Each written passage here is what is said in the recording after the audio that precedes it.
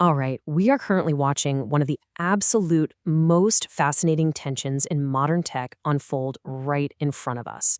On one hand, you've got this massive, practically unstoppable push for fleet electrification. I mean, governments and corporations are just sprinting toward a zero emission future.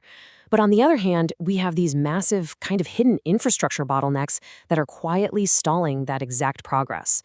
So today in this explainer, we're going to break down exactly what's happening on the ground, and more importantly, how commercial and military innovators are actually bypassing the traditional grid entirely just to keep things moving.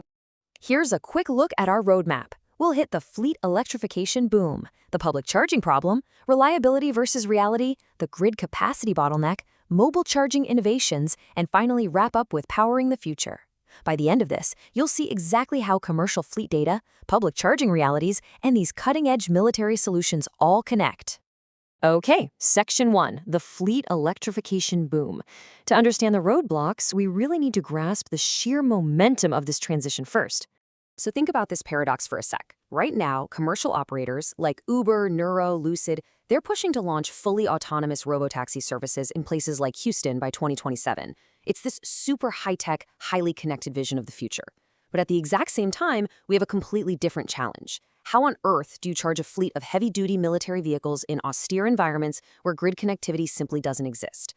Keep that contrast in the back of your mind as we look at the forces driving this boom. Because the regulatory pressure forcing this issue, it's immense. Just take a look at the timeline for the UK's zero-emission vehicle, or ZEV mandate. Look at how aggressive this is.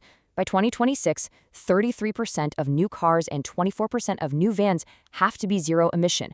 By 2028, that jumps to over half of all cars, 52%, hitting 80% by 2030, and ultimately a full 100% transition by 2035. Oh, and non-compliance carries massive fines. What this really means is that commercial fleets are being forced to electrify rapidly, like right now, regardless of whether they have the supporting infrastructure actually in place. Which brings us nicely to Section 2, the public charging problem. This is exactly where that massive momentum hits a glaring bottleneck. Consider this number, 71,400. According to the Alternative Fuels Data Center, as of April 2026, there are just over 71,400 public DC fast charging ports across the entire United States. Now sure, the infrastructure is growing by over 1,000 stalls a month, but when you compare that to the millions of EVs hitting the road, it's a remarkably tight bottleneck. And what's really wild is how those chargers are actually distributed. Tesla absolutely dominates the market here with nearly 37,000 ports. That is well over 50% of the entire market share. The next closest competitors, Electrify America and EVgo, they're rushing to catch up, but they're hovering around just 5,000 ports each. So the market is incredibly lopsided right now. Before we go further, let's take a quick second to break down the anatomy of an EV charging station so we're all speaking the same language. Those central towers, those are the kiosks. Inside the kiosk is the EVSE port. That's the electric vehicle supply equipment that actually controls the power delivery. And finally, the physical cable you plug into the car is the connector. Keeping those specific parts straight is going to be crucial for what we look at next.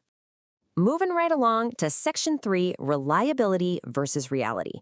Here's where we expose the kind of dirty secret of the current EV transition.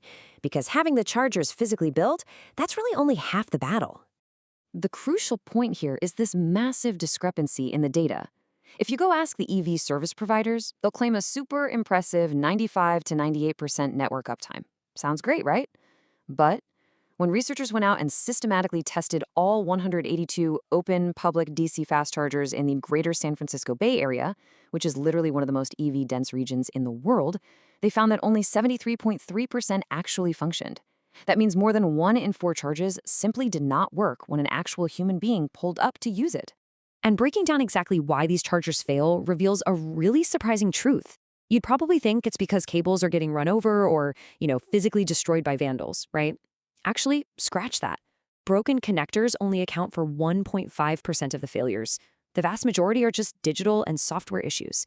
7.6% fails simply because the payment system won't go through.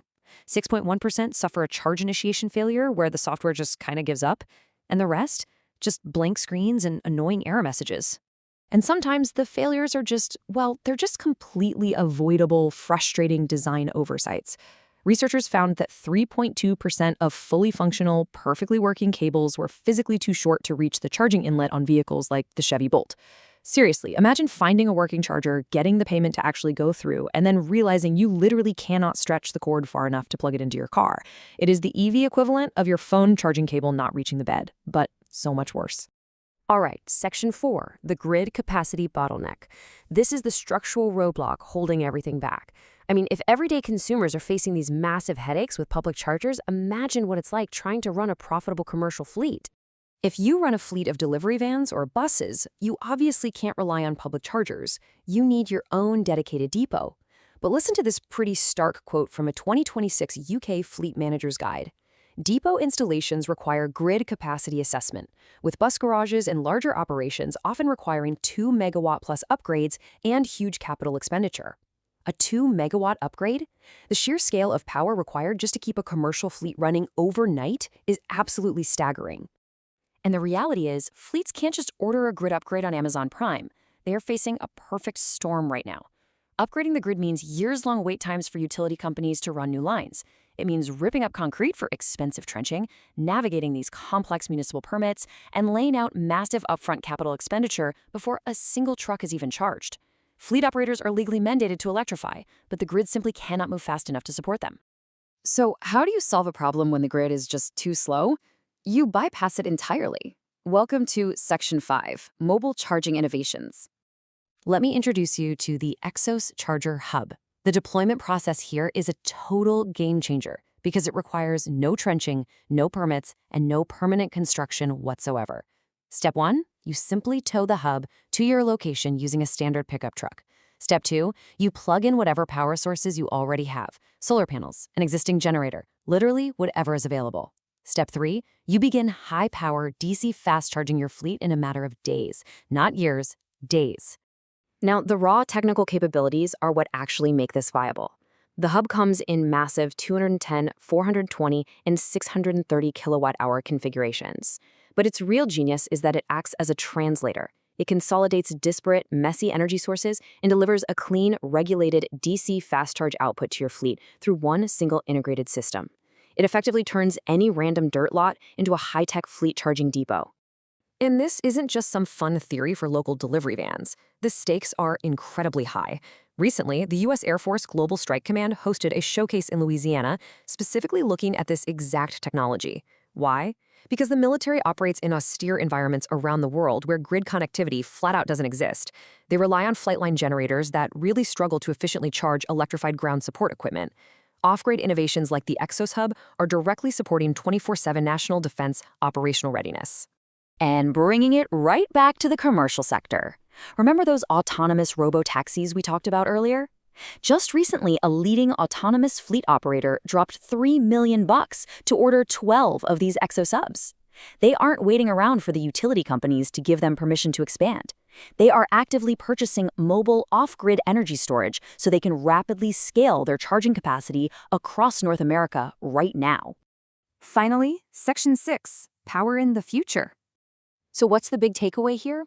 Well, the global mobile storage market is projected to hit an astounding $156 billion by 2032. Grid constraints aren't just a minor inconvenience anymore. They are literally the primary barrier to scale. And because of that, off-grid mobile storage is rapidly evolving from a niche backup plan into absolute mission-critical infrastructure for the world's most advanced fleets. Which leaves us with this final, kind of provocative thought to chew on. We've spent decades assuming that the future of transportation relies on plugging into a massive centralized grid. But as energy demands absolutely skyrocket and traditional infrastructure continues to lag behind, we have to ask, is the future of the EV grid actually off the grid? Thanks so much for joining me for this explainer. Keep learning, and I'll catch you next time.